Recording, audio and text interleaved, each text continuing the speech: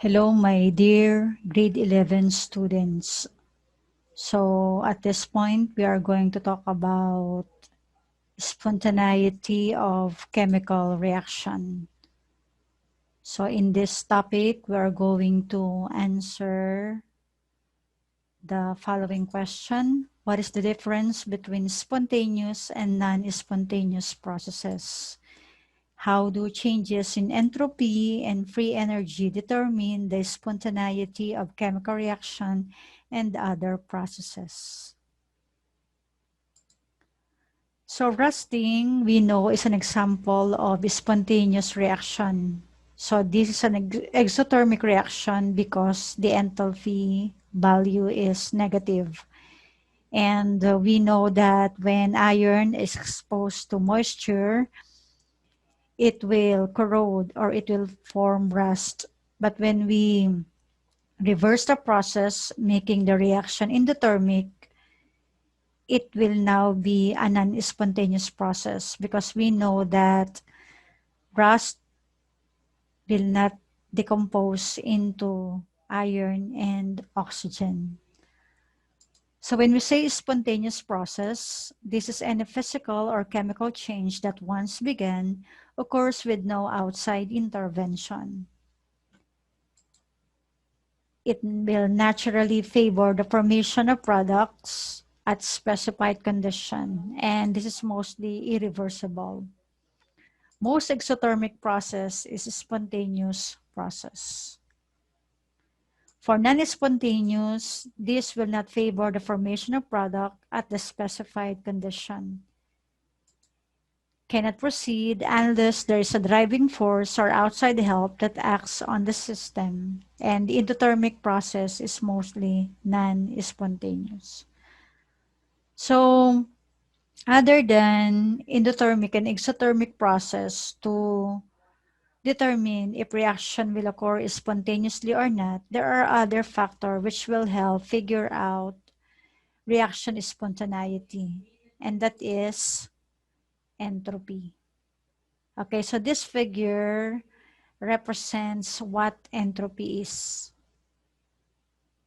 So entropy is all about disorder. So from the arrangement or the orientation of gases here, so it ends up with this arrangement. And for this one, when this pile of bricks drop, then this is how it will assemble. So this figure clearly defines what entropy is. So speaking of entropy, so this is a measure of the number of possible ways that the energy of a system can be distributed, and this is related to the freedom of the system particles to move and number of ways they can be arranged. And this is also a measure of the disorder of randomness of the particles that make up a system. Take note, is a measure of the disorder. So this entropy or the measure of disorder is what a second law of thermodynamics is all about. So when we say how entropy is related to the second law of thermodynamics, this clearly states that a spontaneous process always proceed in such a way that the entropy of the universe increases. Entropy, take note of that, entropy of the universe increases. So remember, for the first law of thermodynamics, all about the law of conservation of energy. In this law, we are trying to describe how entropy affects spontaneous process. And here, it's clearly stated that the entropy of the universe increases.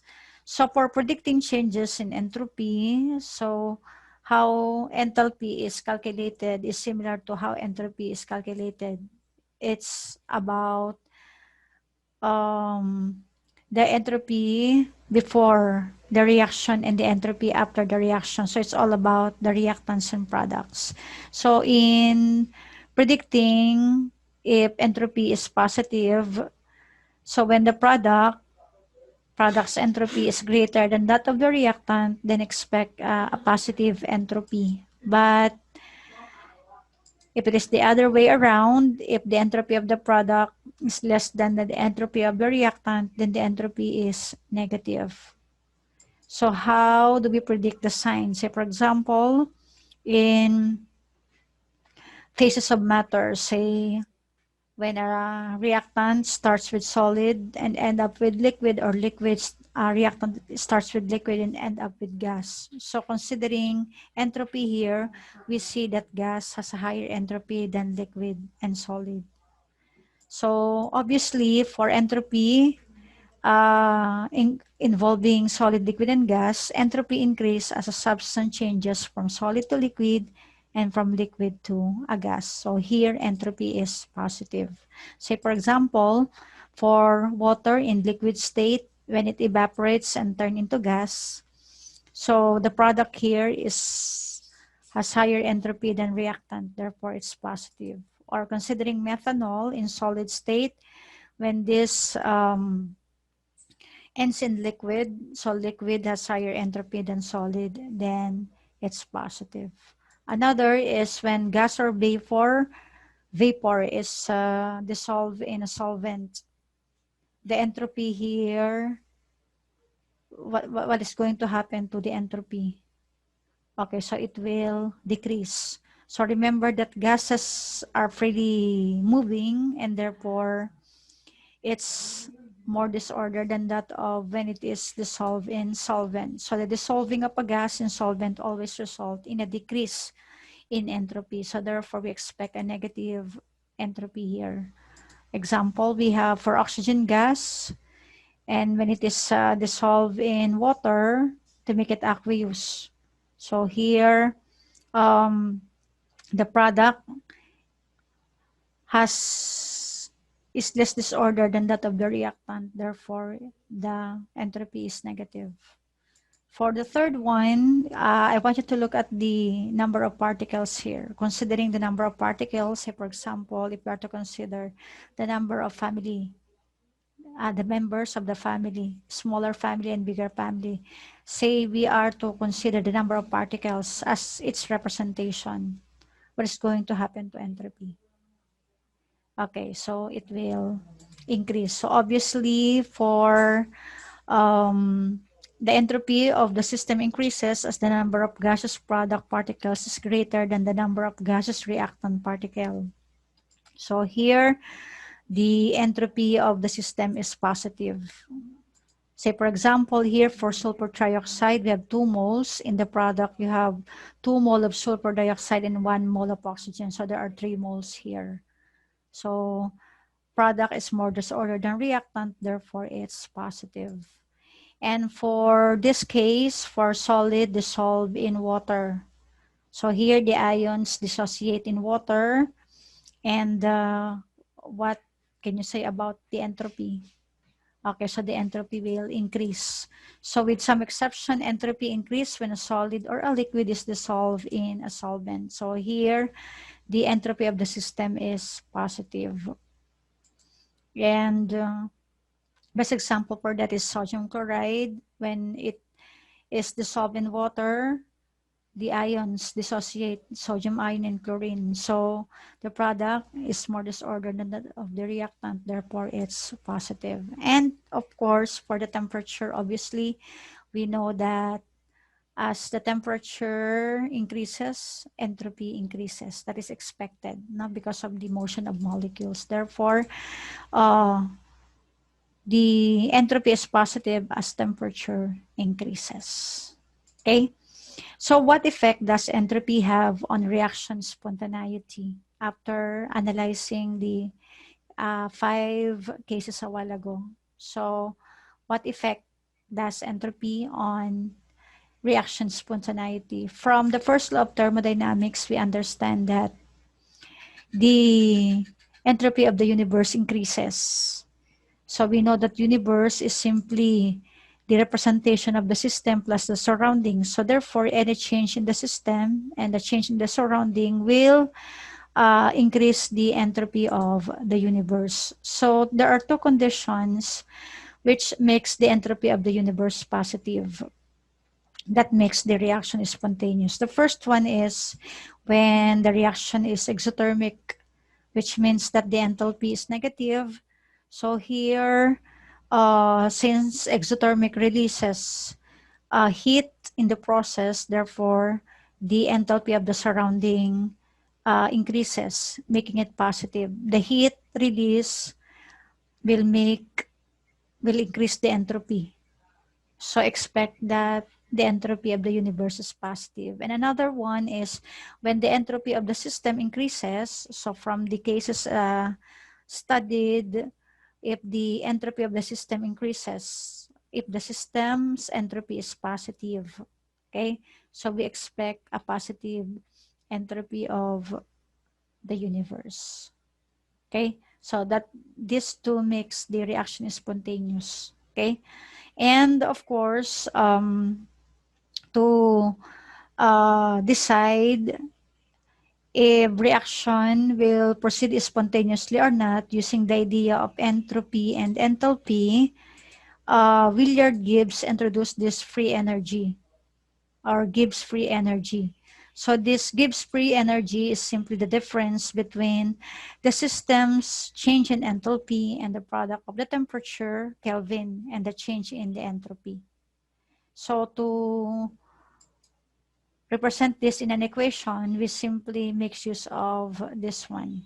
Okay, Gibbs free is equals to change in enthalpy minus the temperature multiplied by the change in the entropy. So for the sign of free energy, for negative, it's spontaneous if the Gibbs free is negative. If the Gibbs free is positive, then the reaction is non-spontaneous. Okay. So say, for example, for the formation of ammonia from 1 mole of nitrogen and 3 moles of hydrogen, producing 2 moles of ammonia. So here in this formation of ammonia, this is an exothermic process wherein the enthalpy is negative 91.8 kilojoules of heat. Okay, the entropy is negative because from what we analyze here, the reactant has higher entropy than that of the product. Therefore, the entropy is negative. Okay, so which will dominate? Is it the spontaneous process, exothermic, the enthalpy, or the negative entropy, not to decide if it is spontaneous or not. So before you apply the Gibbs free, take note of the difference in the unit for entropy and enthalpy. So you have to convert first the joule into kilojoule. How? Okay, good. Divided to 1,000. So you have a negative 0.197 kilojoules per Kelvin. So we have now the same unit for enthalpy and entropy. You may now apply Gibbs free. So substitute the value. Okay. So we have, again, for temperature, which is not specified, obviously you are going to make use of the standard temperature, which is 298 Kelvin. This is the normal room temperature. So our answer is Gibbs free is negative 33.1. So since this is negative, what can you say about the reaction? Is this spontaneous or non-spontaneous? Okay, good. It's spontaneous because of negative Gibbs free. Okay. So another example is for this one, for calcium sulfate for solid as starting material. Then it will be dissolved in liquid to make it aqueous. So the ions, we have calcium and sulfate. Where this is exothermic, the value of enthalpy is negative 18 kilojoule. But for the entropy, we have negative 139.7 joule. So here, we need to convert first the entropy into kilojoule by dividing it to 1,000. Then apply the Gibbs free. So we have, let's see, what will be the answer? Okay, so this is a positive Gibbs free. Therefore, what type of reaction is this? Okay, so this is non-spontaneous. So the reaction will not proceed. Now it will not form product. Okay, so this table will help decide if reaction is spontaneous or not. No? So here on the first column, you have the value of the enthalpy, the value of the entropy, and then the expected Gibbs free, the sign. And of course, if it is spontaneous or not. So here you'll see how temperature affects reaction spontaneity. Okay. So this ends our lecture. Hope to see you in the next lecture video. Thank you for watching.